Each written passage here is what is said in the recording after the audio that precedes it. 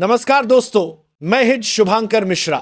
आज की इस वीडियो में बहुत सी बड़ी खबरें हैं। पाकिस्तान ने भारत से रोते हुए मदद मांगी है। ट्रंप ने किसी को मात्रा सिर्फ 4 दिन की चेतावनी दी है। अमेरिका फिर से क्वाड ग्रुप को लेकर चाले चल रहा है और भारत के एमकास्ट फाइटर जेट प्रोजेक्ट से जुड़ी एक शानदार बड़ी गुड न्यूज भी आई है। इसके अलावा तुर्की का नुकसान कैसे भारत के लिए फायदा बन गया, यह सब कुछ आज आपको यहीं समझ आएगा। लेकिन आगे बढ़ने से पहले वीडियो को लाइक करके चैनल को सब्सक्राइब भी जरूर कर लीजिए। सबसे पहले बात करते हैं भारत और अमेरिका की। आपकी स्क्रीन पर जो तस्वीर दिख रहा है वो इसी खबर से जुड़ा है। दरअसल अमेरिका ने तुर्की के लड़ाकू विमान के लिए इंजन देने से इनकार कर दिया है, लेकिन उसी वक्त अमेरिका की कंपनी जनरल इलेक्ट्रिक जी ने भारत को चौथे फाइटर इंजन की डिलीवरी कर दी है। साल 2021 में भारत ने जनरल इलेक्ट्रिक कंपनी से 100 इंजनों की डील साइन की थी, जो भारत के तेजस मार्क 1A फाइटर जेट्स में लगाए जाने हैं। तीसरा इंजन कुछ हफ्ते पहले यानी 11 सितंबर को भारत को मिला था। अब चौथा इंजन भी आ गया है, यानी अब डिलीवरी की रफ्तार तेज हो रही है। जनरल इलेक्ट्रिक का कहना है कि अगले महीने से वह हर महीने 2 इंजन भारत को सप्लाई करेंगे। हालांकि यह डिलीवरी करीब 1.5 साल लेट चल रही थी, लेकिन अब क्योंकि जनरल इलेक्ट्रिक ने तुर्की को इंजन ना देने का फैसला किया है। अब बात करते हैं न्यूयॉर्क स्थित यूनाइटेड नेशंस हेडक्वार्टर की। यहां यूनाइटेड नेशन जनरल असेंबली का सेशन खत्म हो चुका है। विदेश मंत्री एस जयशंकर ने दुनिया के 50 से ज्यादा देशों के विदेश मंत्रियों से मुलाकात की।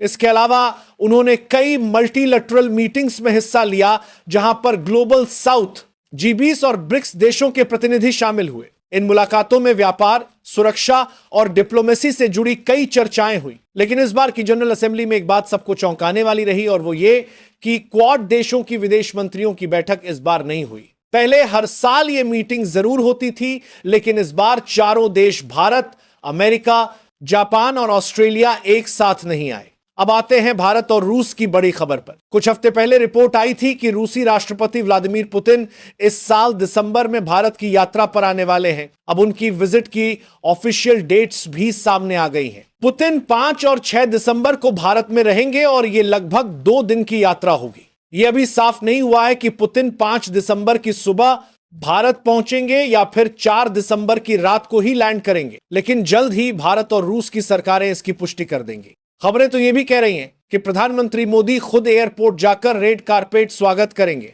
आपको याद होगा, कुछ महीने पहले जब SSCO समिट चीन में हुई थी, तो पुतिन ने खुद मोदी जी को अपनी कार में बैठाकर वेन्यू तक साथ ले गए थे। ऐसे में यह विजिट दोनों देशों के मजबूत रिश्तों की झलक होगी। अब बात करते हैं गाजा पीस प्लान की। डोनाल्ड ट्रंप ने हाल ही में 20 पॉइंट्स का एक पीस एग्रीमेंट पेश किया है, जिसे लगभग 48 घंटे से ज्यादा हो चुके हैं। लेकिन अब तक हमास और गाजा के जिहादी ग्रुप्स ने समझौते पर हामी नहीं भरी है। इस वजह से ट्रंप प्रशासन ने हमास को 4 दिन की डेडलाइन दी है। ट्रंप ने कहा है कि अगर हमास इस समझौते को नहीं मानता तो उसका बहुत दुखद अंत तय है। अब देखते हैं कि अगले 4 दिनों में हमास क्या जवाब देता है। उधर पाकिस्तान के विदेश मंत्री इशाक डार ने बयान दिया है कि अगर गाजा में इंटरनेशनल स्टेबलाइजेशन फोर्स भेजी जाती है तो पाकिस्तान भी अपने सैनिक वहां भेज सकता है। वहीं भारत ने साफ कहा है कि वो ना गाजा में और ना यूक्रेन में अपनी सेना भेजेगा, सिवाय इसके कि यह mission United Nations peace keeping force के तहत हो। भारत का स्टैंड बिल्कुल साफ है। अगर संयुक्त राष्ट्र के झंडे तले कोई मिशन होगा तो भारत उसमें शामिल होगा, वरना किसी देश के सीधे अनुरोध पर भारत अपने सैनिक नहीं भेजेगा। अब आखिरी और सबसे उत्साहजनक अपडेट भारत के 5th generation fighter jet programme की। भारत सरकार ने फैसला किया है कि अब देश की निजी कंपनियों को भी फाइटर जेट मैन्युफैक्चरिंग में शामिल किया जाए। इससे हमारी एविएशन इंडस्ट्री को बड़ी बढ़त मिलेगी, क्योंकि भारतीय कंपनियां पहले से ही कई देशों को कंपोनेंट्स और स्पेयर पार्ट्स सप्लाई कर रही हैं। आज आपको बताते हैं कि भारत सरकार ने फैसला किया है कि अब देश की प्राइवेट कंपनियों को भी फाइटर जेट बनाने के काम में शामिल किया जाएगा।